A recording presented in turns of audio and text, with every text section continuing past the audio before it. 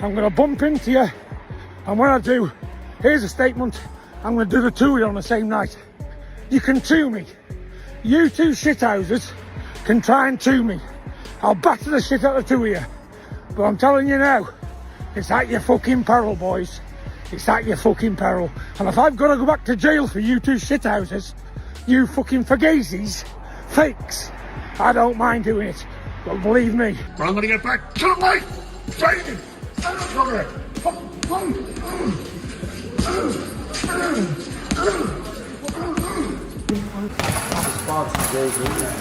Who was it? Yeah, but he was the one. He was the one who called it on, not you. He started it. He gave it the big one. He started it, Carl. He had his bluff. He had his bluff called, and then he went quiet. So it's a little bit. I mean, we'll leave John Fury now, but it's embarrassing. John Fury blasts Joe Egan for joining Carl Froch's training camp against him, and he is absolutely unhinged here, threatening to batter two grown men on the same night, calling them fake frauds. This is next-level disrespect. Only John Fury could turn a simple training camp story into this much chaos. 20 stone 9 pound. I'll fucking chew yous up and spit yous out. There's men taking juice to be as big as the John Fury.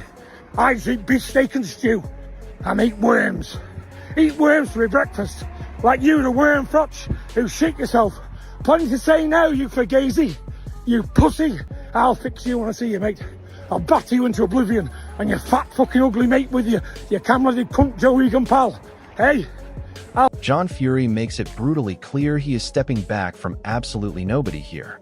Labeling these men keyboard warriors hiding behind cameras, he is practically demanding this fight becomes reality.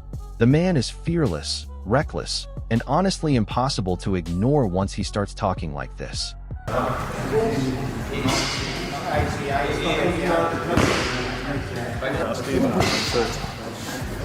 You still hit the bag in there? I've got one in my gym at home, and I hit it for half an hour sometimes. Just get sweating out. Better than running. I can't stand running. So I just hit the bag just like. Joe Egan is offering John Fury every option: barn, boxing ring, anywhere. And yet Fury keeps dodging. Egan has called it perfectly. You cannot be wrong and strong. With Froch's team now armed with Egan's knowledge of Fury's weaknesses, the blueprint to beat Big John is already written. The planet, because he called me a fake and a fraud, fake hard man. I will show him how much of a fake hard man I am. He's the one that's shying away from the fight. Froch keeps coming back to the same point because it's undeniable. John Fury has been given every chance to step up, and every time he finds a new excuse. With Joe Egan now in his corner feeding Carl the exact game plan, Fury's embarrassment is only going to get deeper. He's a thug and he's a bully. There's times in life, and I don't know if you'll agree with me or disagree with me, but there's times in life where sometimes you've got to stand up and be counted, and sometimes you've run your mouth, or you've said the wrong thing, or you've done something you regret, and you've actually got to stand and you've got to face it and front it and be a man and say, right, okay, I've done this, now I need to go and see the headmaster, or I need to go and see the kid that maybe I took his lunch money off him and the big brother wants me. I've got to take my licks now, I've got to stand and fight and defend myself. And John Fury's in a position where he's ran his mouth, he's given it the big one, you've come and fronted it and said, okay, here we go, you've taught the one, here I am, I'm here for you, I'm ready for you, you've taught the big one, now all you've got to do is step up to the mark. And it's embarrassing, really. Even Derek Chisora is done with John Fury's games. Stop headbutting young boys and face Joe Egan like a real man. The whole boxing world is pointing at the same fight, and Fury keeps running. Everyone sees it now. John Fury, he's always defending his kids, yeah? Point number one, yeah? John Fury should fight that Irish guy. What's the other traveller guy who keeps calling him out in London? I forgot his, Joe Egan. That fight should happen. Yeah, you know, stop going around and headbutting young boys. He should fight that guy. Eddie Hearn doesn't gamble often, but when he does, he backs a fighter. He's seen Carl Froch up close for years, knows the fire that still burns in him, and he's absolutely certain if John Fury pushes this far enough, Froch will not hesitate. That moment will be brutal and very, very one-sided. The reason that I like that little bit of beef, right? One is because I'm not involved. And two, because Carl's not the kind of geezer who you can start saying, I'm going to do this and I'm going to do that. And if I see you, because you can say that to me, I'm a wet lettuce. You can't say that to Carl Froch. Carl Froch is drawing the most powerful comparison possible. He dismantled a world-class fighter in front of 80,000 people, someone younger than him. Now Fury, just 10 years his senior, thinks age protects him? With Joe Egan in camp sharpening every detail of the game plan, Froch is more dangerous than ever before. I'm only 10 years younger than Big John Fury. I know he doesn't look well, does he? He looks a bit older. I don't want to give him any stick, but he's 10 years older than me, 60-year-old man. I'm pressing on for 50.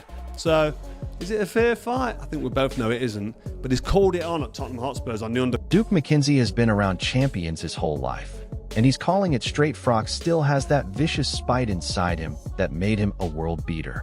Age doesn't erase that. With Joe Egan's tips on how to break Fury down early, that spike could end this in the first few rounds. Career.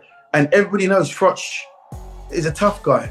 And if Froch turns up, even though he's an old man now, he's nearly as old as me. No, he's not. He's quite younger than me, actually, Carl Froch. I'm 63. Anyway, but, listen, even Carl Froch, at the age that he is at, would still be enough for John Fury. Now, Adam Smith refused to bet against Carl Froch, full stop. Even years after retirement, Froch's name alone commands that kind of respect. John Fury is big and powerful, no doubt, but Froch is trained, disciplined, and now armed with Joe Egan's inside knowledge of exactly how Fury moves, thinks, and folds under pressure.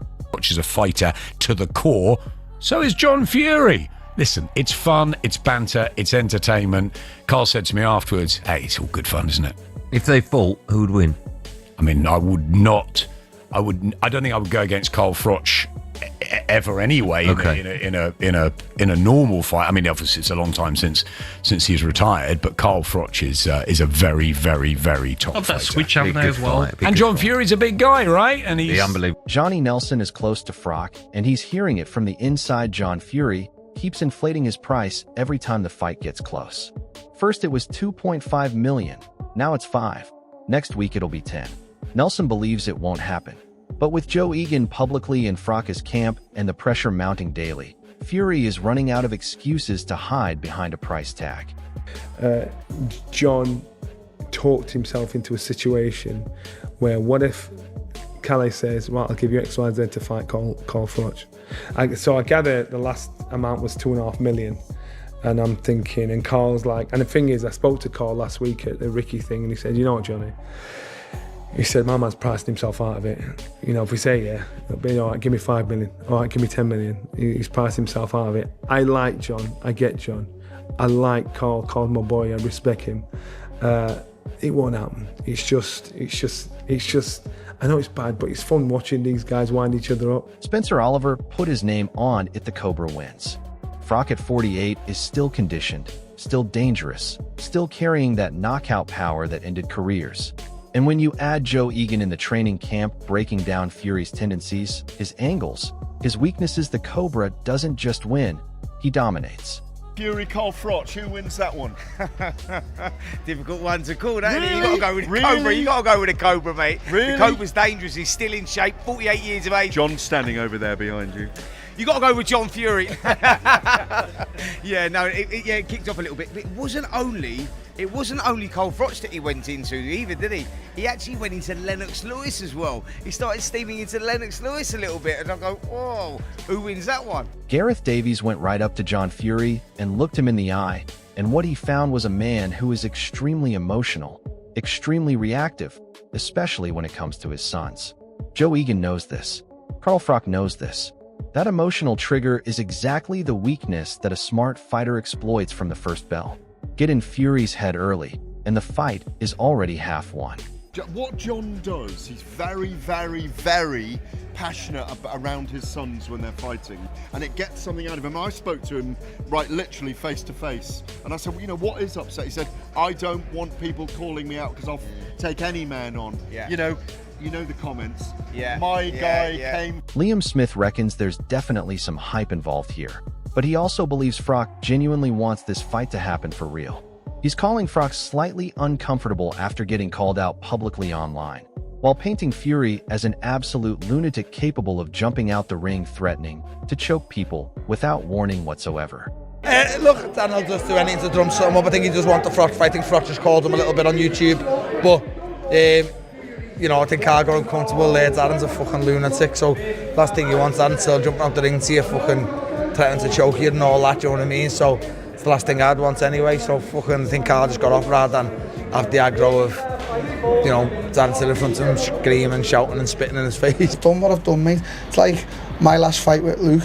It was all, you know, they do this, do that, and then when I go too far, it's like, oh mate, you can't do that. Well, hang on, well, what do you want from me? Do you want, are we having it or not? Even Dominic Ingle is raising the alarm. He's not talking about tactics, he's talking about soul searching. Because facing a trained fighter like Froch, backed by Joe Egan's camp knowledge, is not a street fight anymore. Fury needs to be honest with himself before it's too late. I just don't think it's the right move for him. I just think he just needs to dig deep and reassess himself, because that's the only person who can turn it round. You are. John Fury is rattled, and when a man is rattled, he gets loud. Calling Egan and Froch Labradors while crowning himself a pit bull? That's not confidence, that's panic.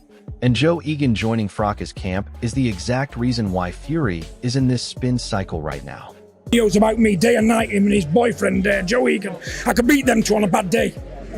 I could beat the pair of them on a bad day. Look here, run like a bitch. The big Carl Froch. They talk about John Fury left, right and centre, when I'm here, in the flesh, growling, ready to rock and roll. I don't give a fuck about fighting. That's my domain. And they know that. Does that disappoint you that you said it? I'm an American pit bull terrier, and what are they? What are they? Labradors. This is bigger than a boxing match. Joe Egan joining Carl Froch's training camp is a statement, a declaration that the plan to beat John Fury is already in motion. Egan knows every trick, every bluff, every weakness. Froch has the fists, the heart, and the ring IQ to execute it.